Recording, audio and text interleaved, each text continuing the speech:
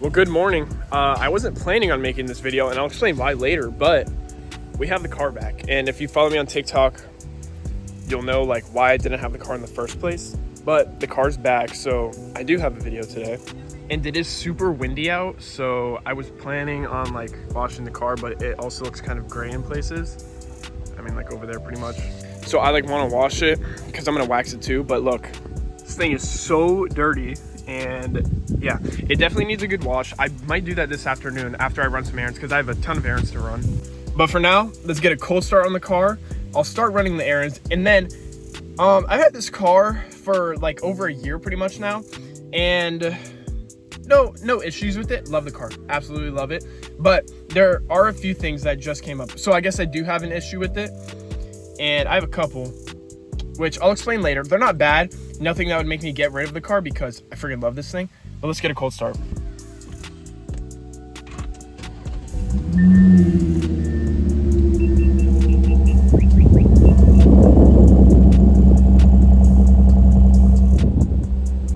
This thing sounds good. If it could sound like that at idle, like when the RPMs drop and it was like louder, I would love it. I would love it. I just don't want to mess the sound up. But I've heard I can get a resonated, or no, it's like some resonator or something. I don't know, but it's like a, I don't know.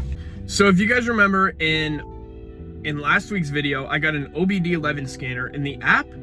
I set up like temperatures, and it was like really weird. Like the way to set them up was kind of like weird, and the readings were weird. But yesterday I scanned my dad's truck for an issue that we thought it had, which it didn't. But it made me download a different app. So I guess the app that I was on was just for like Euro cars maybe.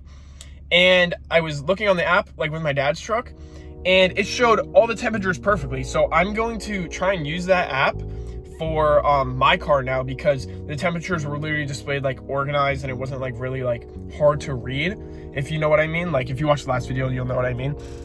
But I'm getting that set up so that later in the drive, for one of the issues, which I'll explain to you, so I can monitor temperatures. Okay, so I was just looking at the other app, and it turns out that it's not better. The readings aren't better because it only showed, like it won't show my oil engine temperature. But it's okay because I found a way on the other app, the original one that I use, to read everything more simple. So I have everything set up on the other app. But yeah, I'm mainly monitoring my coolant temperatures, and I'll tell you why in a second. All right, we are here in Treetops Park. It's over in Davie, but it's very nice. But we've got the car parked up, and I guess I will just tell you the first thing that I noticed. I mean, I kind of noticed it when I got the car, and yeah, it bothers me a little, but it's not that big of a deal, you know? It's right here. There's a piece missing. And I know like, oh, like you never see that, it's like whatever. And yeah, it is like whatever, but I don't know why it would be missing, and I don't know how that would come off. All right, so now it's time for the more real problems, I guess, like the bigger problems. So I got this car, not this most recent May, but the May before that. So I think like a year and a half ago in May or whatever. I got this car, it had 54,000 miles on it. Now we're at 70,000, like 70,000 and like 300 or something. And I got the car stock. The people I got it from, you know, looking at the Carfax, well taken care of, very, very little miles driven. So I want to believe that it was older people. The car was bone stock. So I'm almost 100% sure it was, you know, like an older family that owned it. You know, it came, I don't know if all cars come with it, but it's a used car, and it came with the car cover. And the car cover looks pretty used, so I'm assuming they would use it on the car like all the time. So it was a very, very well taken care of car.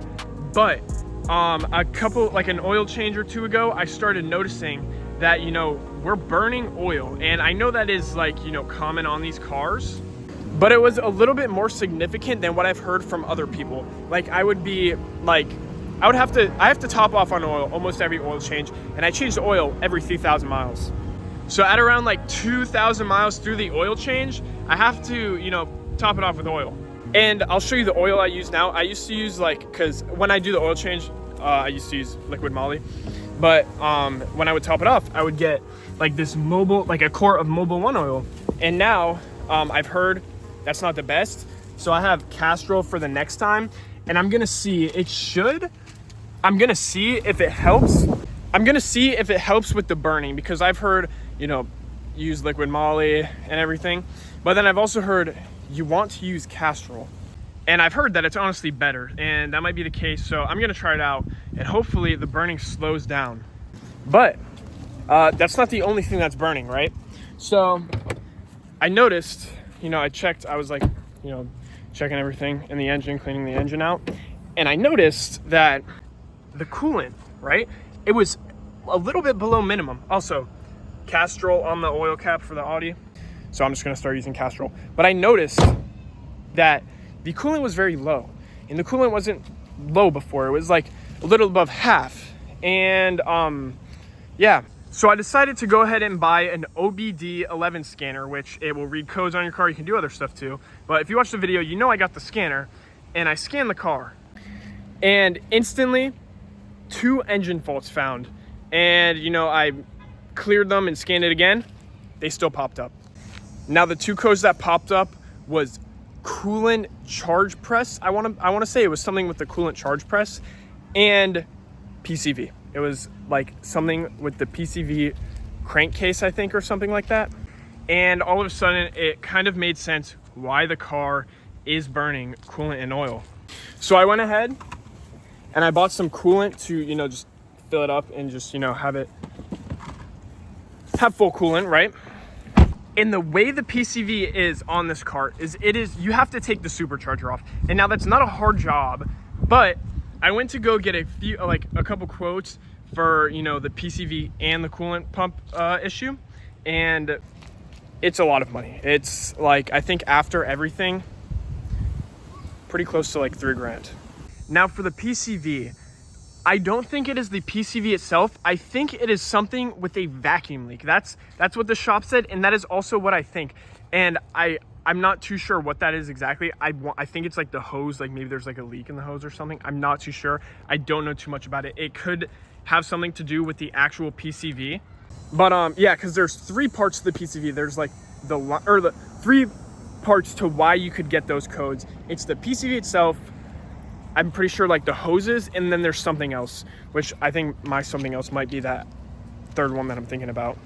And so yeah, that is the second issue. It's a big issue.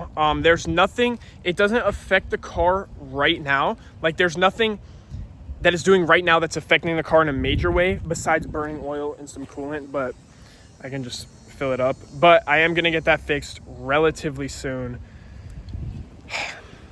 And then there's the 3rd thing, right? Heat soak. It comes with the car. If you have this engine, you're gonna get heat soak no matter what. These engines just like to heat soak. And the thing is, like, after a couple pulls, the intake air temperatures get, like, you know, obviously hotter from the engine. And the car, after a few pulls, it will start to pull timing. And yeah, that just comes with the car, and the car feels way slower. The car's stock cooling is literally just, well, I guess you can't see it, but it's just that radiator in there.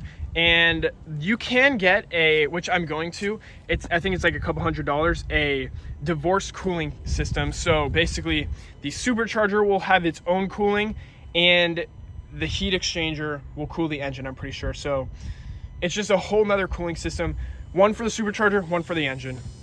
And then obviously you can get an upgraded heat exchanger, which I'm gonna do in the future if, you know, I tune the car and whatnot. But yeah, if it's a hot day and you're driving, it's gonna pull timing. I mean, there's really no way around it. I mean, obviously upgrading heat exchanger and the divorce cooling system, but that comes with the car pretty much. But other than that, subtracting the second thing, I've had no issues with the car.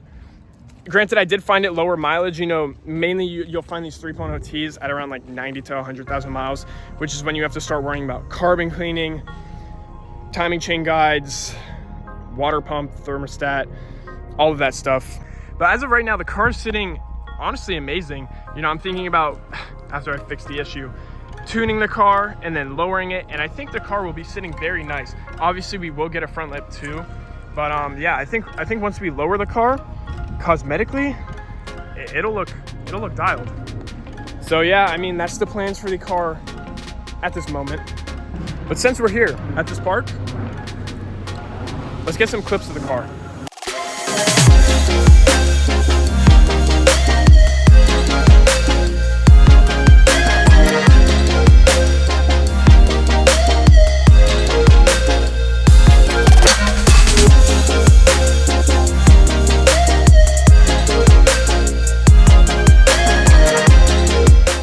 Alright, well, it's Sunday. I mean, not much really happened today.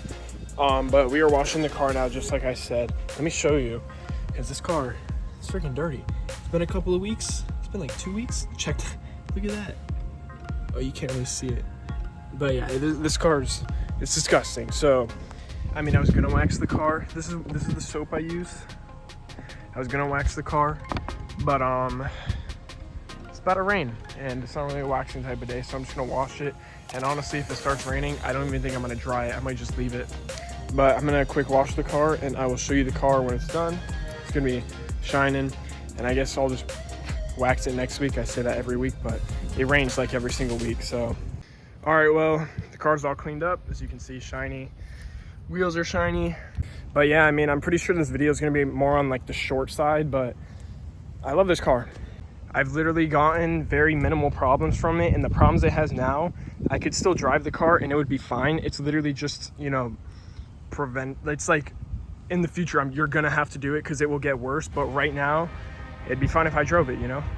So, as always, I thank you guys for watching. If you enjoyed this video, please subscribe, like the video, and I will see you guys in the next video.